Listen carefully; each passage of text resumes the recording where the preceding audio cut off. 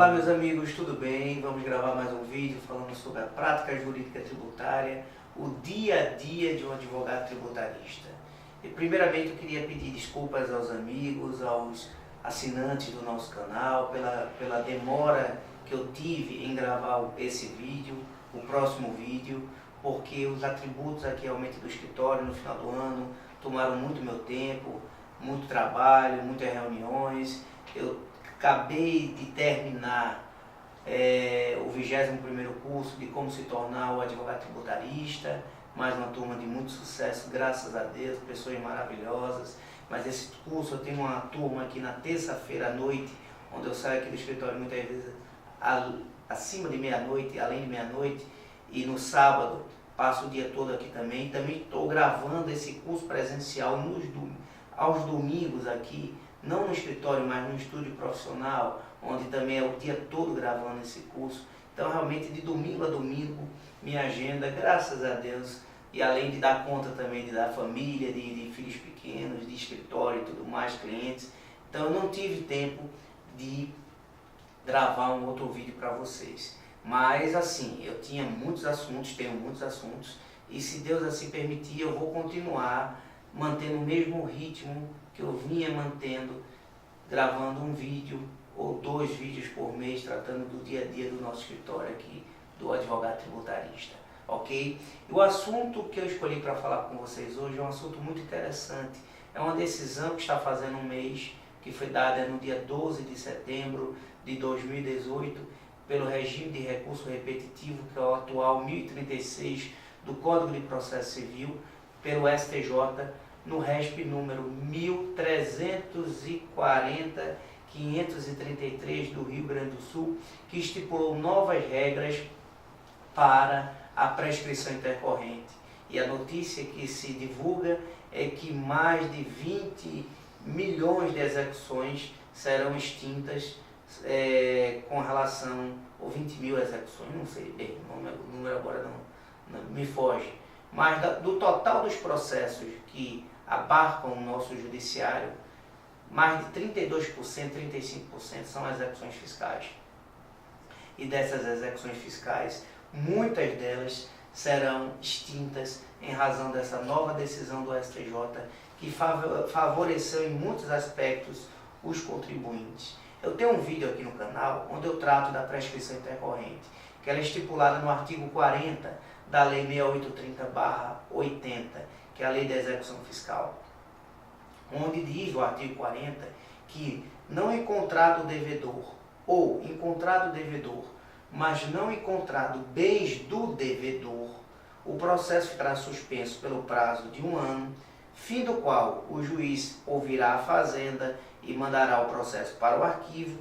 Decorrido o prazo de prescrição, que geralmente é 5 anos, ou seja, é 1 ano de suspensão, mais 5 anos de prescrição, o processo voltará concluído para o juiz, que ouvirá a fazenda novamente para saber se aconteceu alguma causa de interrupção ou suspensão daquele prazo durante aquele período. Por exemplo, se o contribuinte fez algum parcelamento, alguma coisa assim que interrompeu, e em seguida, se não acontecer nenhum caso de suspensão ou interrupção, ele irá decretar a prescrição intercorrente. A prescrição intercorrente, como o próprio nome já diz, é intercorrente no decorrer do processo. É diferente daquela prescrição anterior à propositura da ação, do 174. Quando eu já tenho vários vídeos também falando sobre isso, onde eu digo que se decorrido mais de 5 anos entre a constituição do título e de acordo com o posicionamento do STJ, a data da propositura da ação, se tiver decorrido mais de 5 anos entre a constituição do título e a data da propositura da ação, será decretada a prescrição intercorrente. Essa prescrição é antes da propositura da ação. Essa que eu estou falando para vocês hoje é intercorrente, no decorrer da ação. É como se a fazenda levasse uma punição com a extinção do processo, face ter deixado o processo por longos anos parado, sem qualquer tipo de impulso, movimentação, certo? Mas para isso, de acordo com o artigo 40 e antes desse posicionamento do STJ, era necessário que o juiz primeiro suspendesse o curso do processo por 1 ano, fim do qual se decorrido o curso do prazo de prescrição, de mais 5 seria decretada a prescrição intercorrente. Então, teria que ter o despacho do juiz suspendendo o processo por 1 ano, fim do qual, se decorrido mais 5, haveria a prescrição intercorrente. Então, são 6 anos no total, mas teria que ter esse despacho para começar a correr o prazo da fazenda. Eu tinha ações aqui no escritório, tenho, né, porque os processos ainda não foram extintos, onde vários processos dos nossos clientes, os contribuintes, digamos assim, ficaram parados, principalmente na Justiça Estadual, em execuções fiscais, né, por mais de 10 anos, sem nenhum tipo de movimentação por parte da Fazenda. Então, muitos deles, eu aleguei a prescrição intercorrente, ganhei, e muito pouco, certo? Em 1, 2, 3, digamos assim, em 100, ganhei 3 ou 4. Por quê? Porque o que é que entendiam os tribunais? Que se a Fazenda deu entrada na ação dentro do prazo para o seu exercício de 5 anos e a demora no andamento do processo, tanto para a citação como para localizar bens do devedor, não foi em decorrência de culpa da Fazenda e sim do Judiciário, não deveria ser decretada a prescrição, e eles aplicavam a redação da súmula 106 do STJ, que dizia o seguinte: proposta ação no prazo para o seu exercício, a demora na citação por motivos inerentes à falha do Judiciário não acarretaria a prescrição. Os tribunais, inclusive o STJ, entendia que se a Fazenda deu entrada na ação dentro do prazo de 5 anos, se demorou muito tempo para citar o devedor ou para localizar bem do devedor, não foi por culpa dela, e sim por culpa da Justiça, não decretava a prescrição, e entendia ainda mais de que, para que existisse a prescrição intercorrente, a decretação da prescrição intercorrente, primeiro o juiz tinha que dar um despacho suspendendo o curso da ação por 1 ano, fim do qual, se decorrido o prazo de mais 5, haveria a decretação da prescrição, certo? Intercorrente. Só que o STJ, agora, no mês passado, em setembro de 2018, deu um julgamento pelo regime do antigo 543-C, do antigo CPC, que agora é o 1036, né?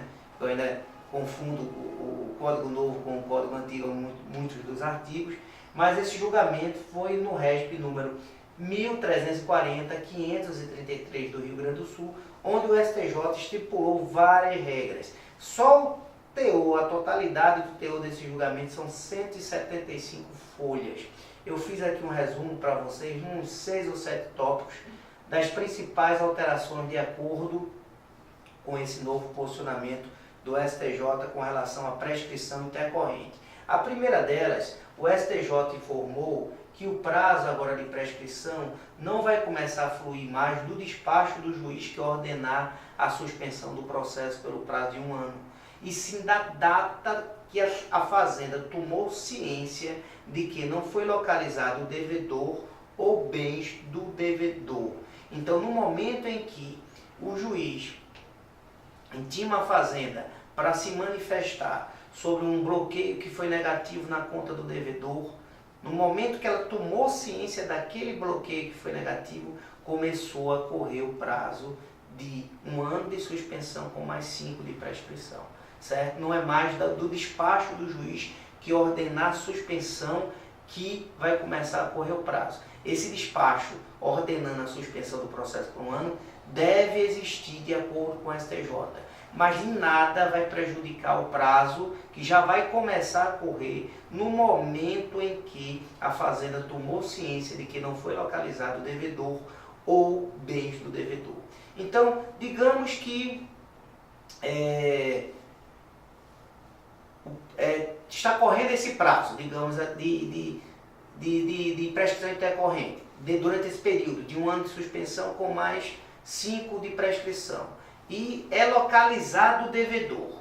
Então, quando localiza o devedor, se interrompeu a questão da prescrição intercorrente, porque se localizou o devedor. Vai começar a correr o prazo do 0 novamente. Para a segunda etapa, qual seria a segunda etapa? Localizar bens do devedor.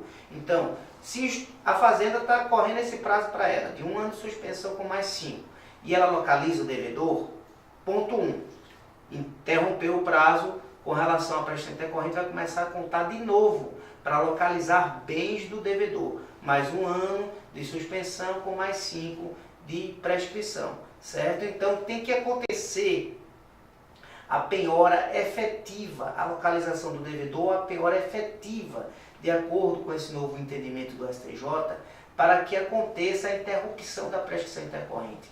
Não vai bastar uma simples petição da Fazenda solicitando a penhora em bens do devedor.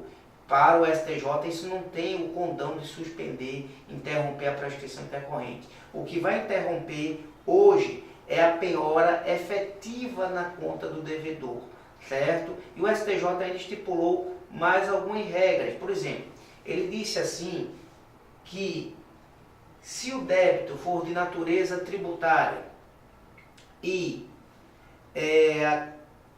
o despacho do juiz ordenando a citação foi anterior à Lei Complementar 118/2005, certo? Que fez algumas alterações com relação à prescrição no artigo 174, porque antes dessa lei complementar, o que se interrompia a prescrição era a citação pessoal do devedor, e após essa lei complementar, o que se interrompe a prescrição, de acordo com a nova redação do 174, é o despacho do juiz que ordenar a citação. Então o STJ ainda estipulou o seguinte: hoje é da ciência da Fazenda que não foi localizado o devedor, ou bem do devedor, que vai começar a contar o prazo da prescrição intercorrente, tá certo? O juiz vai ter que dar o despacho suspendendo o processo por um ano, mas isso não vai prejudicar a contagem do prazo, certo? Da prescrição intercorrente, que começará a fluir a partir da ciência da Fazenda. Ponto 1. O STJ entendeu também o seguinte, que se o débito for de natureza tributária, cobrança de impostos, mas o despacho ordenando a citação foi antes da Lei Complementar 118, o prazo e o devedor foi citado na ação, o prazo da Fazenda de prescrição começará a contar a partir da data que ela tomou ciência da primeira penhora que foi negativa, e não da segunda, da terceira, da quarta. Então, se houve uma tentativa de bloqueio na conta do devedor e não conseguiu localizar nada, no momento que o juiz determina que ela fale sobre aquela tentativa que foi infrutífera, a partir dali começou a contar de novo o prazo de prescrição intercorrente de 1 ano de suspensão com mais 5 de prescrição, num total de 6 anos, certo? Então, se foi antes da Lei Complementar 118, o despacho ordenando a citação e o débito é de natureza tributária, e foi citado o devedor, certo? Mas não foi localizado bens dele, o prazo da Fazenda começará a contar no momento em que a Fazenda toma ciência que aquela primeira penhora foi negativa, ok? E se o débito foi de natureza tributária ou não tributária, tributária imposto, não tributária como taxas, como multas e tudo mais, e o despacho foi depois da Lei Complementar 118/2005, que é o que rege a maioria das execuções hoje, né? Porque a lei de 2005 já fazem 13 anos, então a maioria das execuções estão ocorrendo depois dessa lei, né? Então o STJ entendeu, se foi tributária a cobrança ou de natureza não tributária, o despacho foi depois de 2005, ordenando a citação, o prazo da Fazenda começará a contar também a mesma situação, a data que ela tomou ciência de que o devedor não foi localizado ou que não foi localizado bens do devedor, certo? Então, da data que ela tomou ciência, não mais do despacho que suspendeu o processo por 1 ano.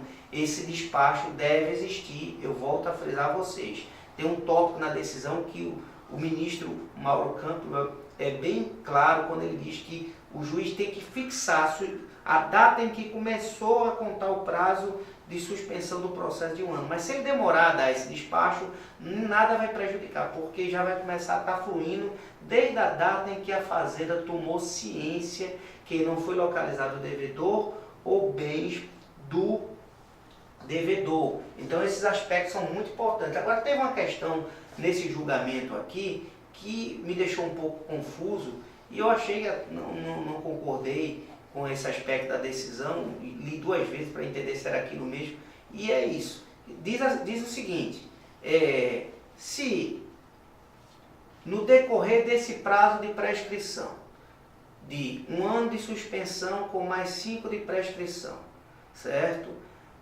A Fazenda protocola uma petição solicitando um bloqueio, alguma coisa, uma penhora num determinado bem, alguma coisa assim.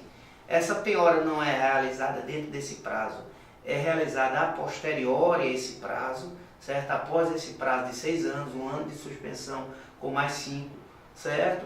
E foi efetivada essa penhora após esse prazo, ela vai ter o condão de retroagir a data em que a Fazenda fez aquela petição.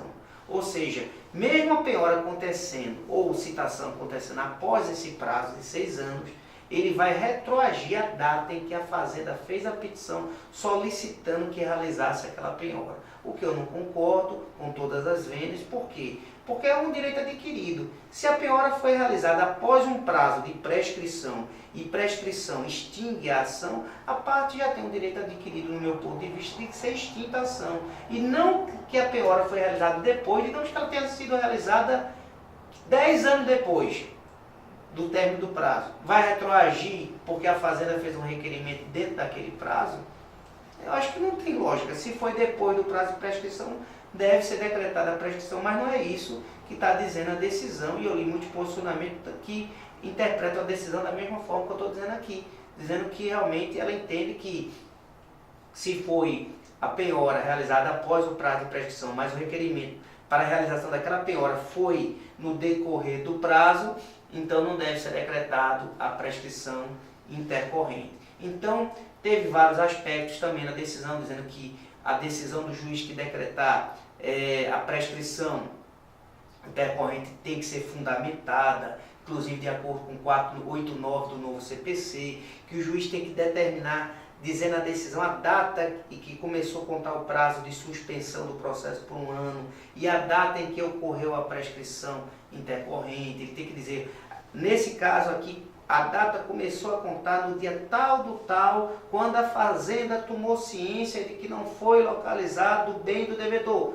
A partir daí, depois do prazo de 1 ano, na data tal começou a contar o prazo de mais 5. E na data tal aqui ocorreu a prescrição intercorrente. Ele tem que dizer isso na decisão. O STJ deixou bem claro também que não é mais necessário intimar a Fazenda para falar após esse prazo de suspensão de 1 ano, porque a legislação no artigo 40 diz que fim do prazo de suspensão de 1 ano, a Fazenda será intimada a se pronunciar e o processo será enviado para o arquivo judicial. Dessa decisão que enviar o processo para o arquivo judicial, se decorrer mais 5, que é o prazo de prescrição, será decretada a prescrição intercorrente. O STJ diz que não é necessário intimar a Fazenda, inclusive de acordo com a súmula 314 do STJ, que é uma súmula antiga. Ele diz o seguinte, que se decorrer o prazo de 1 ano, conta-se direto o prazo de mais 5, sem haver a necessidade de intimação da Fazenda com relação a isso. E o artigo 40 também diz que no final do processo, depois dos 6 anos, o juiz, antes de decretar a prescrição, ele tem que ouvir a Fazenda Pública para saber se durante esse intervalo aconteceu algum parcelamento, alguma causa de interrupção da prescrição. O juiz não está sabendo desses detalhes. Antes dele matar aquela dívida, ele tem que saber. Então, diz que tem que ser intimado. Nessa decisão não fala nada com relação a essa intimação. Diz que se decorrer o prazo de suspensão de 1 ano, sem necessidade de intimação da Fazenda, e se decorrer mais os 5, no caso, será decretada a prescrição intercorrente, até porque a Fazenda a qualquer momento pode alegar que aconteceu esse parcelamento e tudo mais, essa matéria não se preclui. Esse julgamento que eu estou tratando de vocês foi um recurso da Fazenda, justamente onde ela alegou que não houve essas intimações no juízo de primeiro grau para ela se pronunciar sobre a prescrição, e que houve uma série de nulidades quando foi decidido que não era necessário, porque já correria direto. Então, resumindo, pessoal, para vocês essas alterações, a principal delas é que hoje o prazo de prescrição da Fazenda começará a contar da ciência dela, certo? De que não foi localizado o devedor ou bens do devedor, quando anteriormente a esse julgamento os tribunais entendiam que o prazo começava a contar do despacho do juiz que ordenava a suspensão do processo por 1 ano, ok? Fim do qual teria que decorrer o prazo mais 5, seria decretada a prescrição. Agora não, agora é da ciência, tá certo? E se ela solicitou no decorrer do processo, como houve nesse julgamento, várias diligências, vários pedidos de suspensão do processo por 60 dias enquanto estava diligenciando a fim de encontrar bens do devedor, o STJ entendeu que esses requerimentos não tinha validade nenhuma para suspender o curso do prazo de prescrição intercorrente, porque o que se interrompia a prescrição intercorrente mesmo era a constrição judicial de bens do devedor ou a efetiva citação do devedor, e não um simples requerimento de suspensão, um simples requerimento de penhora. O ponto negativo dessa decisão, no meu modo de ver com a devida vênia, é de que houve esse tópico em que diz que se a fazenda fez o requerimento dentro do prazo de prescrição, mas a penhora só aconteceu após esse prazo, ela vai retroagir a data em que a fazenda fez o requerimento. Então essas foram as principais mudanças que aconteceram com relação à prescrição intercorrente, que no meu modo de ver, de um modo geral, foram favoráveis ao contribuinte, porque nesse caso que eu falei para vocês, em que o processo ficou parado por 10 anos no cartório, e não houve despacho nenhum do juiz suspendendo, mas a fazenda tomou ciência lá atrás que não foi localizado bem do devedor. No dia que ela tomou ciência lá atrás e passou esse tempo todinho, já começou a contar o prazo de 1 ano de suspensão com mais 5 de prescrição, sem a necessidade de juiz primeiro mandar suspender o processo por 1 ano. Então estariam todos prescritos se esse entendimento tivesse sido dado, digamos, alguns anos atrás. Então, meus amigos, muito obrigado pela paciência de vocês. Até o nosso próximo vídeo, se Deus assim permitir. E não se esqueçam de se inscreverem no canal, isso é muito importante para mim. O canal, esse ano, já duplicou a quantidade de pessoas inscritas do ano passado. Eu tenho metas que esse canal chegue no Brasil todo, seja o maior canal de direito tributário envolvendo a prática do dia a dia de um advogado tributarista. Comentem, deixem seus comentários, na medida do possível eu vou respondendo. Não esqueçam de curtir o vídeo, isso é importante para que o YouTube entenda que esse vídeo leva valor à vida das pessoas e possa divulgá-lo mais. Compartilhem os vídeos também com seus colegas para divulgar o canal. Eu agradeço muito a atenção de vocês e até o nosso próximo vídeo, que não vai demorar mais tanto tempo para ser gravado e colocado no ar, se Deus assim permitir. Ok? Muito obrigado.